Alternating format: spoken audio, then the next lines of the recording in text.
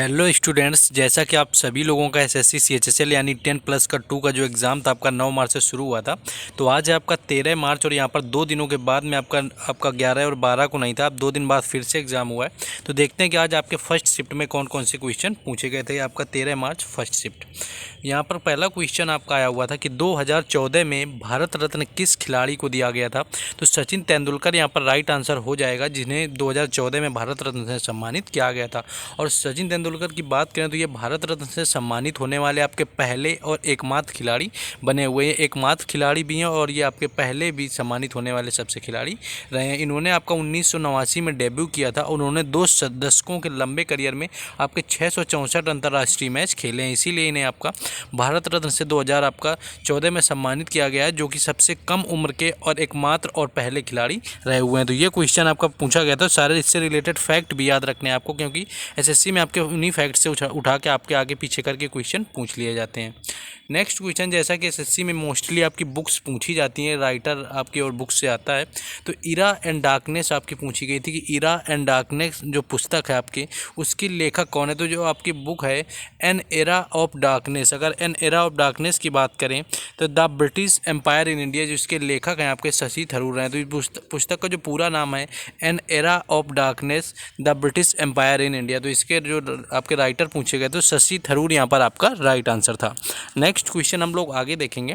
Next आपका एक Ranji trophy से रिलेटेड क्वेश्चन यहाँ पर आया हुआ था कि कौन था।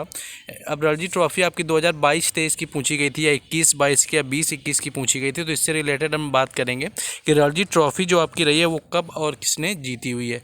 अगर यहाँ पर बात करें सबसे पहले 2019-20 की बात करें तो 2019 और 20 में जो रणजी ट्रॉफी का आपका विजेता रहा हुआ था वो आपका सौराष्ट्र यहाँ पर विजेता था, और इसका जो उप विजेता रहा हुआ था वो यहाँ पर बंगाल था। और 2020-21 की आपकी नहीं पूछी गई होगी, क्योंकि 2020-21 में आपकी कोविड-19 की महामारी के कारण आपकी रणजी ट्रॉफी जो 2020-21 की थी उसका आयोजन यहाँ पर नहीं किया गया था। वहीं अगर 2021-22 की आपसे पूछ ली गई थी कि 2021-22 की किसने आपके जीती हुई है, तो मध्य प्रदेश इसका राइट आंसर हो जाएगा, जो कि 2020-21 रणजी ट्रॉफी का विजेता था। वहीं मुंबई उप विजेता बना हुआ था। और अभी अगर हाल की बात करें कि 2022 और 23 का विजेता कौन रहा है, तो सौराष्ट्र यहाँ पर राइट आंसर हो जाएगा। और आपका जो यहाँ पर उप विजेता रहा है वो बंगाल की टीम रही हुई है। तो यहाँ पर 2022-23 का पूछा गया था तो सौराष्ट्र हो जाएगा, और 2021-22 का आपका पूछा गया होगा तो मध्य प्रदेश विजेता हो जाएगा। बाकी 2020-21 में आपका रणजी ट्रॉफी का आयोजन नहीं हुआ है। नेक्स्ट क्वेश्चन हम लोग आगे देखेंगे।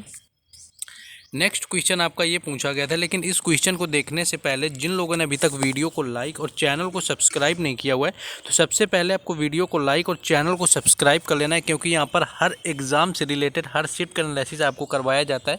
हर एग्ज़ाम की प्लेलिस्ट बनी हुई है, आप जाकर के चैनल में प्लेलिस्ट चेक कर सकते हैं, आपको आसानी से हर शिफ्ट का एनालिसिस मिल जाएगा। और बाकी भी और भी आपके एग्ज़ाम की और भी अच्छी खासी प्लेलिस्ट बनी हुई है, आप तैयारी वहाँ से बेहतर कर सकते हैं। तो आई होप कि आप सभी लोगों ने वीडियो को लाइक और चैनल को जरूर सब्सक्राइब कर दिया होगा। बाकी इन क्वेश्चंस का पीडीएफ लेना चाहते हैं, बाकी किसी और अपडेट से जुड़े रहना चाहते हैं, तो आपको टेलीग्राम चैनल और व्हाट्सएप ग्रुप का जो लिंक है दोनों का डिस्क्रिप्शन में दे दिया गया है, तो वहाँ से आपको जुड़ जाना। चलिए क्वेश्चन में वापस आ जाते हैं।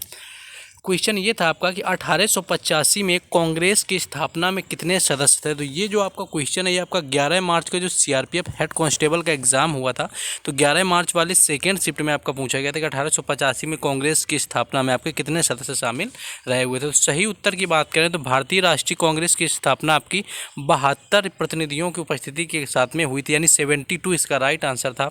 जो कि कांग्रेस की स्थापना 28 दिसंबर 1885 को बम्बई के गोकुल दास तेजपाल संस्कृत महाविद्यालय में हुई थी, और इसके संस्थापक और महासचिव आपके A.O. ह्यूम रहे हुए थे, जिन्होंने स्थापना की हुई थी, जिन्होंने कलकत्ता के व्योमेश चंद्र बनर्जी को आपका अध्यक्ष नियुक्त किया गया था। यानी व्योमेश चंद्र जो बनर्जी थे आपके, वो पहले आपके अध्यक्ष रहे थे कांग्रेस के अधिवेशन के। तो ये 72 यहाँ पर राइट आंसर था, यानी 72 आपके मेंबर्स की उपस्थिति में आपका यहाँ पर स्थापना की गई थी। नेक्स्ट क्वेश्चन था कि एक क्वेश्चन ये आया हुआ था कि संविधान का जो अनुच्छेद 15 है यानी कि 15 है वो किससे संबंधित है। तो अनुच्छेद जो आपका 15 है यहाँ पर वो संविधान के आपका जो है वो समानता के अधिकार से आपका संबंधित है। तो समानता का अधिकार अगर आपका ऑप्शन में दिया होगा तो राइट आंसर हो जाएगा। यानी अनुच्छेद जो 15 है आपका राज्य के किसी भी नागरिक के विरुद्ध केवल धर्म, मूलवंश, जाति, लिंग, जन्म स्थान अथवा इससे किसी भी आधार पर कोई विभेद नहीं करेगा, यानी यहाँ पर आपका पूरी तरह समानता का अधिकार होगा। तो ये क्वेश्चन आपका पूछा गया था आर्टिकल में आपका। नेक्स्ट आपका देखेंगे, नेक्स्ट एक क्वेश्चन था आपका कि जल दूत योजना किस मंत्रालय के द्वारा शुरू की गई। तो जल दूत योजना से संबंधित कौन सा ऐप लॉन्च किया, यानी जल दूत ऐप किस मंत्रालय ने लॉन्च किया। इस तरह का क्वेश्चन आपका सीआरपीएफ को 11 मार्च को ही पूछा गया। तो आप ये देख सकते हैं कि मोस्टली जो क्वेश्चन होते हैं यहाँ पर आपके घुमा फिरा के वही आपके हर एग्जाम में पूछ लिए जाते हैं। तो अगर हम बात करें कि किस मंत्रालय के द्वारा आपकी शुरू किया गया है, तो जलदूत जो ऐप था यह आपका ग्रामीण विकास मंत्रालय और पंचायती राज मंत्रालय द्वारा संयुक्त रूप से विकसित किया गया। यानी दो मंत्रालय इसमें लगे थे, एक आपका ग्रामीण विकास मंत्रालय और दूसरा आपका पंचायती राज मंत्रालय रहा हुआ। यानी ग्रामीण विकास मंत्रालय ने जलदूत आपका ऐप विकसित किया, जिसका उपयोग पूरे देश में एक गाँव में चयनित कुओं के जो जल का स्तर, यानी जितने कुएँ हैं उनमें जल का स्तर चेक करने के लिए आपका बनाया गया है। और केंद्रीय ग्रामीण विकास मंत्रालय और पंचायती राज मंत्री श्री गिरिराज सिंह ने नई दिल्ली में आपका समारोह में आपका जलदूत ऐप को लॉन्च किया हुआ था। नेक्स्ट आगे हम लोग बढ़ेंगे।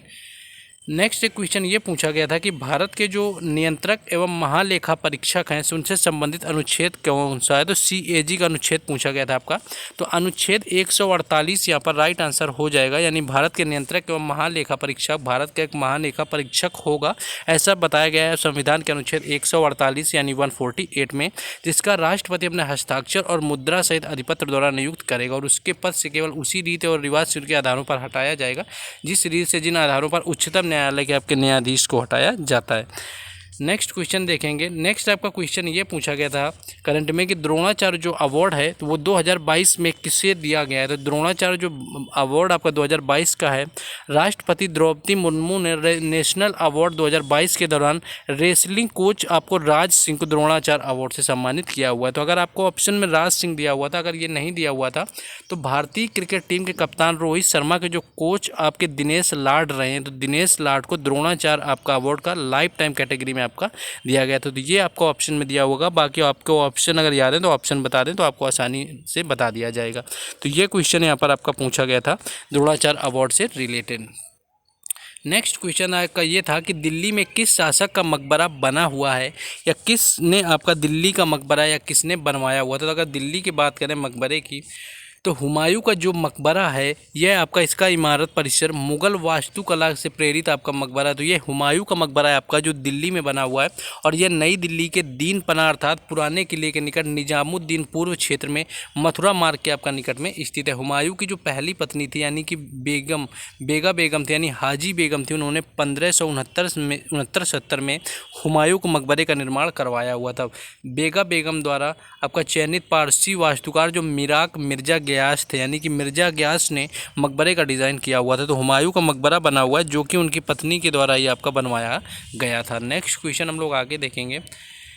नेक्स्ट आपका एक क्वेश्चन ये था कि 2022 में था आपका ग्लास्को में कौन सा आपका खेल का आयोजन हुआ था। 2022 नहीं यहाँ पर, या तो ये आपका क्वेश्चन एग्जैक्ट था कि राष्ट्रमंडल खेल जो है इनका आयोजन आपका ग्लास्को में कब किया गया था, ऐसा आपका पूछा गया था। ये आपका था ग्लास्को में आपके कौन सा आयोजन हुआ था खेल का। तो जो स्कॉटलैंड के अगर ग्लास्को शहर की बात करें तो इसमें आपका जो 20वां कॉमनवेल्थ गेम था जो कि आपका 20वें नंबर का था। तो 20वें नंबर का यानी कि जो आपका ग्लास्को में आपका कॉमनवेल्थ गेम यानी राष्ट्रमंडल खेल का आयोजन हुआ था, जो कि 2014 में आपका 20वें नंबर का हुआ था। ग्लास्को में आपका हुआ था कॉमनवेल्थ यानी कि आपका जो कि राष्ट्रमंडल खेल का आयोजन, जिसका आपका उद्घाटन यहाँ पर उस समारोह में सचिन तेंदुलकर ने किया था। 2022 में जो आपका कॉमनवेल्थ गेम यानी कि राष्ट्रमंडल खेल हुए हैं वो आपके बर्मिंघम इंग्लैंड में हुए। तो बर्मिंघम आपका राइट आंसर हो यहाँ पर हो जाएगा अगर 2022 का पूछा गया था, जो कि आपका 22वें नंबर के रहे। तो ये भी आपको याद रखना है, 22वें नंबर के याद रखना है। और कभी कभी आपसे क्वेश्चन ये कई बार एसएससी एग्जाम में पूछा गया कि भारत में कब और कितनी बार हुआ है। तो भारत में राष्ट्रमंडल जो खेलों का आयोजन हुआ है वो आपका सिर्फ एक बार हुआ है यहाँ पर राष्ट्रमंडल खेलों का आयोजन भारत में, जो कि अगर बात करें तो 2010 में आपका हुआ था। 2010 में सिर्फ और सिर्फ एक बार हुआ है। ये क्वेश्चन पूछा गया भारत में कितनी बार हो चुका है या भारत में कब आयोजन हुआ था, तो ये क्वेश्चन आपसे कई बार रिपीटेड हो चुके हैं। तो 2010 में सिर्फ एक बार नई दिल्ली में आपका राष्ट्रमंडल खेल का आयोजन हुआ था। नेक्स्ट क्वेश्चन हम लोग देखेंगे। नेक्स्ट आपका क्वेश्चन ये कुछ था कि 2022 में था बेस्ट गोलकीपर का अवार्ड किसे दिया गया है। तो अगर फीफा वर्ल्ड कप 2022 की बात करें तो एमिलियानो मार्टिनेज यहाँ पर राइट आंसर हो जाएगा, जिसे कि आपका बेस्ट गोलकीपर का अवार्ड यहाँ पर दिया गया है एमिलियानो मार्टिनेज का 2022 का बेस्ट गोलकीपर का।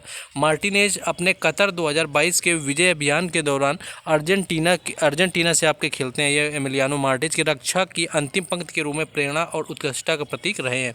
30 वर्षीय अपने देश के लिए उत्कृष्ट प्रदर्शन करने वाले खिलाड़ी और टूर्नामेंट के सर्वश्रेष्ठ आपके गोलकीपर के लिए गोल्डन ग्लव का पुरस्कार जीता हुआ था। तो इन्हें ये आपका बेस्ट गोलकीपर यानी कि गोल्डन ग्लव्स का जो अवार्ड है आपका फीफा वर्ल्ड कप 2022 का, वो इमिलियानो मार्टिनेज का मिला हुआ है, जो कि बेस्ट गोलकीपर का अवार्ड होता है। तो ये कुछ क्वेश्चन थे आपके पूछे गए दिन। क्वेश्चन में कुछ ऐसा हो सकता है कि आपको डाउट हो या ना है, तो अगर आपका एग्जाम था तो आपको बताना है। बाकी आपको अगर अभी तक वीडियो को लाइक और चैनल को सब्सक्राइब नहीं किया तो कर देना है।